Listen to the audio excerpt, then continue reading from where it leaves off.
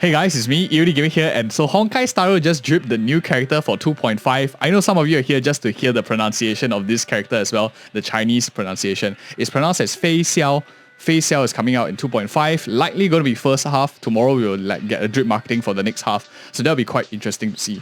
Does seem like we are going to some kind of Xianzhou Luofu arc now. Some of you call it filler, some of you call it just a patch of just nothing and then waiting for the next planet. But I think it's a pretty interesting story arc as well, the whole different ships that are going around. This time it seems there's going to be a competition too. Very interested to see what they have, but this character here, a Wind Hunt character. Now before we talk about the VAs and stuff, I just want to go into the game engine real quick.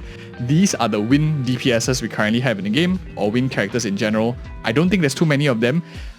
What I like about a Wind Hunt character is unfortunately Dan Heng Wind is going to be power crap in a sense, but most of us have moved on to Imbibitor Lunae already, so I don't think we're super attached to this. So it's a smart choice by them to replace a character that already has the fans moving over to another version of them. Wind Deep Breakers, no pun intended. No, we don't really have many good wind breakers. If you think about Black Swan, you think about Blade, Dan Heng, and Sampo. These four characters are the ones that apply the most wind. The one that arguably is the best out of them in to break enemies' wind weakness is probably Dan Heng and Sampo to some extent if you need a bit of AoE. Single target, probably Dan Heng and Sampo. So very nice that they're introducing a 5-star perspective into this, because Black Swan is terrible at breaking wind weaknesses. She only attacks one with single instance in an AoE fashion. Blade is okay, but he does require to actually proc his abilities and stuff like that to actually sap it down. But it's not a sniper kind of person if you want to just burst down the wind weakness. So very, very interesting to the roster. If any of you don't want to pull just for elemental coverage, I would highly recommend you consider Sampo. Sampo is actually quite useful if you are specifically looking for wind. Now, what do I think? Speculations of what Fei Xiao is going to be like.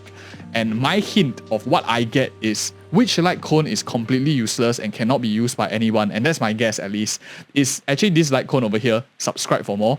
This, and you definitely should subscribe for more Honkai Star Rail content, but this light cone actually has not been used by any single character in the game. No Hunt character actually wants this. If I just filter here real quick, which Hunt character doesn't want to use their ultimate ability? Probably none of them. Every single Hunt character probably wants to use their ultimate ability in some way, so you'll never have max energy just being left there. Whereas this is very, very specific for a basic attack skill to be buffed. Effect increases by double the amount when reaches max energy.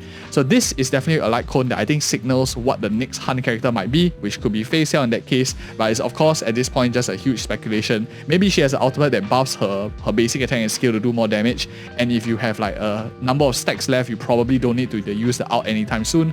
That way you will have max energy and not want to use it.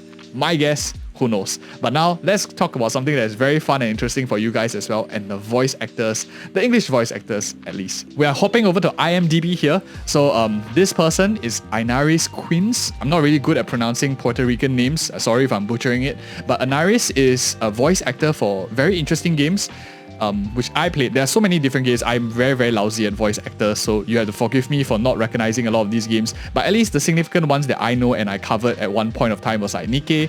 She was Senti and Sugar. I love Senti as a character, so a very nice voice actor. Super hopeful for that already. I mostly play my games with English VA, so I don't really know the other VAs that's ongoing. But some of you who have played Genshin Impact as well will be interested to know that she is Lynette's voice actor. Fu Rong, Hui Xing is some of the other minor roles, I guess. Don't exactly follow Genshin Impact too much nowadays. But Lynette, one of the bigger characters, one of the 5-star characters. Or she 4-star, not too sure. But very, very established voice actor. You can see she acted in a lot of different TV series, games. Very, very strong from at least Lynette as well as Senti and Sugar that I personally know. So very excited for this particular unit already. If any of you know the Japanese VAs, or you know the Chinese, Korean, you listen other languages and stuff like that, leave me a comment below which other significant role they acted in. I'm sure the community would like to listen to it as well. And excited for tomorrow's drip marketing, and we will see you in tomorrow's video as well. See you there. Thank you guys so much for watching. See you in the next video.